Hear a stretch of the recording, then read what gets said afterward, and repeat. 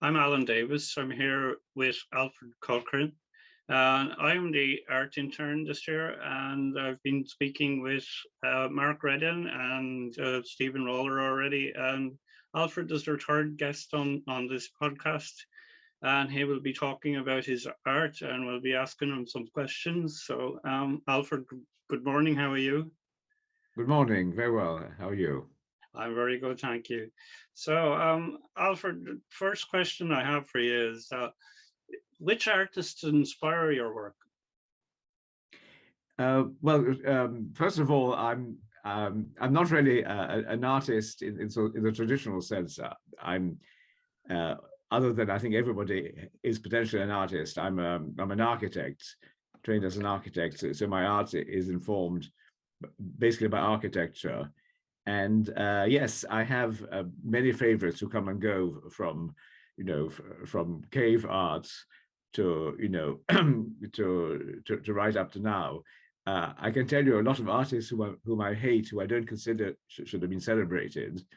And there are lots of artists I find who are never even recognized, who have produced incredible art through the ages. And throughout my life, I don't collect art, but I study, and my mission is really to find out who has painted incredible paintings that have never been recognized either by history or by commercial galleries, with whom I don't have much to do, other than I did run a gallery, but it was a commercial one. So I hope that answers your question. Different artists. I Yes. like graffiti. I'm now into graffiti, or I was into graffiti, which was in fact the subject of the last painting. And then, well, graffiti was actually about 10 or 20 years ago, although I was doing graffiti, 40 or 50 years ago. Now, nobody in particular, because I consider that everything people do is art. Clipping your hedge is a form of art. So when I'm driving through a suburb, I Art might is admire life, as you somebody's say. front Art is front life. garden. Yeah. Sorry. Life is art, and art is life.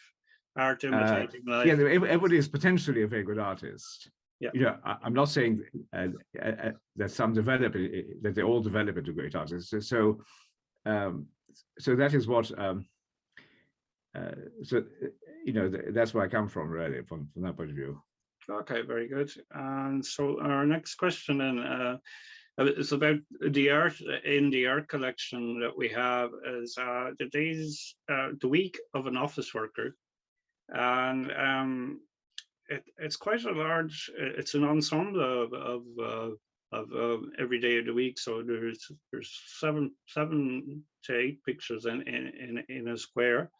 And can you talk about what goes on in that work? Yes, well, that was done really. I have never taken that very seriously. Although I must say, I have, uh, I um, I have lived with it, until quite recently. The uh, what's in the Buckley collection are the models for seven large paintings, which are 90 by 90, which I did, in fact, for a pavilion. I was also a furniture designer in a previous life, and we used to have rather magnificent exhibitions at the NEC in Birmingham. And one year, we had this huge pavilion which mimicked a very glamorous house, and I needed some large paintings. So I painted the 7 days of the week, which was really, I was into sort of graffiti painting. And my graffiti painting, in fact, is inspired not by Western graffiti, which is amazingly beautiful, but illegible, whereas Eastern graffiti in Arabic, I was brought up in the Lebanon, and a lot of my projects were in the Lebanon. And for the last 30 or 40 years, there has been mainly political graffiti, which you can read, and there were messages. And I thought that Western graffiti should be readable. So that's part of a series of graffiti paintings I did. And the inspiration of that was not very deep. It was, in fact, a tongue-in-cheek illustration of the moods of a word which nobody knows now, which was a dactylographer. It's a secretary, basically. And secretaries were sort of a rather sort of hit upon category, and although they offices wouldn't have worked without them. And so on Monday, she or he is hungover.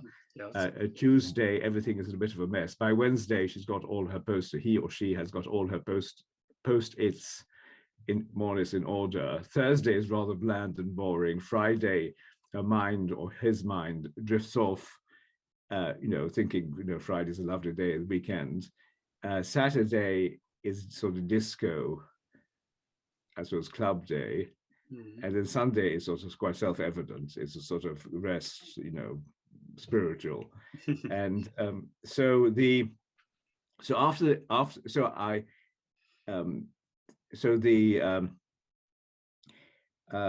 those cartoons were assembled, in fact, so they could be read easily.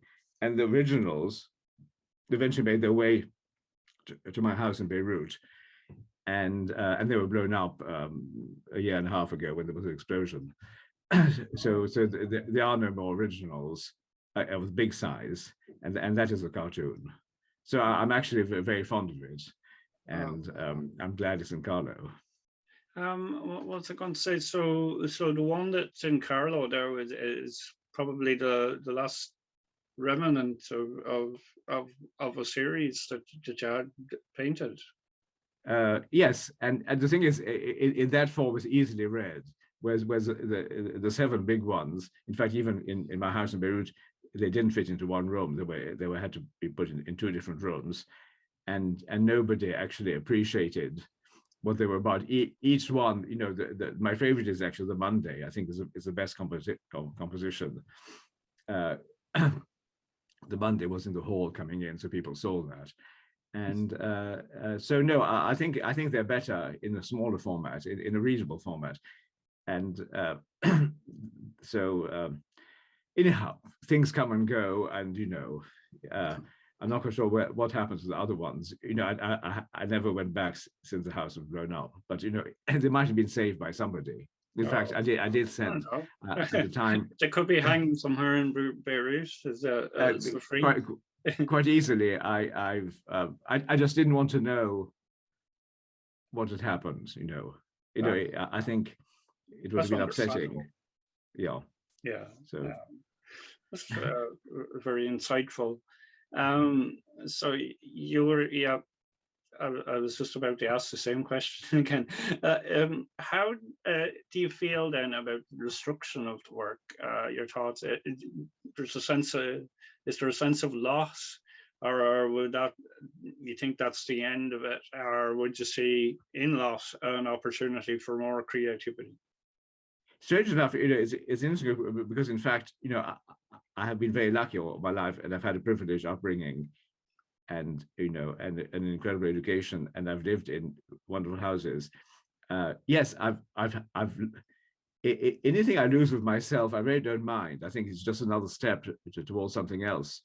I don't mind losing paintings.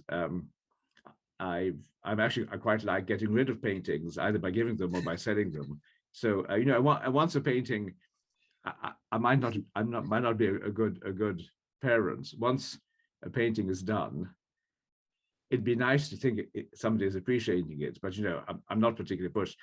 I was very upset. I suddenly realized I was upset by things which I couldn't have done, like when Palmyra was bombed by ISIS. Palmyra is one of the great archaeological sites, and it's incredibly beautiful, and it was gratuitously bombed. And that upset me, when our family home in Beirut, which was a very beautiful Ottoman house, was bombed. I am still incredibly upset. I'm upset, but less and less. In fact, I was telling somebody the other day that if the Sistine Chapel was bombed or destroyed, I wouldn't be upset, but I would, because in fact, I think these inanimate objects are not really inanimate. They represent mankind. So that upsets me. But losing art myself, no, it doesn't really. In fact, most painters, I think, we do the same, because a lot of painters paint on top of other paintings they've done, and you just go forward. Okay, yes. So it does, I suppose, it's a cycle as such, I suppose, is what I'm trying to say. Now, Yes. so I was looking through your website, doing my research as I do, and I noticed that they had some wonderful landscape paintings there. And can you talk a little bit about those? Maybe like what medium you use for those paintings? Sorry. Yes. So in fact, so not being a professional artist, or I don't see myself as an artist, although I like painting. I've painted all my life, and I was very lucky to have some incredibly good training by Yann de Renard-Goulet, who was this Breton artist who had a studio in Bray. He was a sculptor. In fact, he's better known as a sculptor. He did the big monument in front of the Customs House in Dublin, and several famous monuments. And he was a great friend of my parents. So I went to his studio, and he taught me the basics of the craft of painting, and of course of sculpture a bit when I was in my early teens. And then we were sent to college in England, where there was a very good art school, and I had two very grumpy modernist painters when I wasn't a modernist.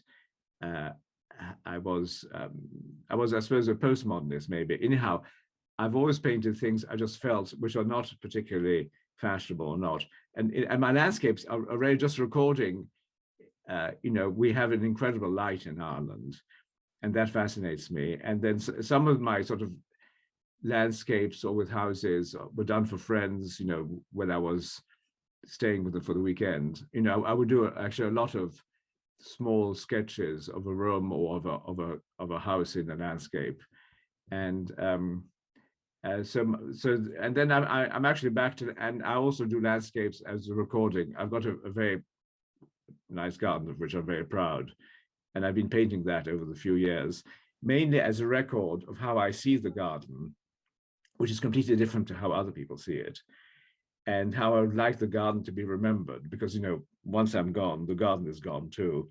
So at least maybe the paintings of the garden will stay. So it's a record more than great art, a decorative record. That's it. Oh, very good. Well, thank you, Alfred, for this interview. It's been very insightful into your work and to know more about what goes on behind the pictures, which is what it's all about, and to actually promote the art that we have here in the college as well. So thank you very much. Thank you. Nice talking to you. Okay. Okay. Bye.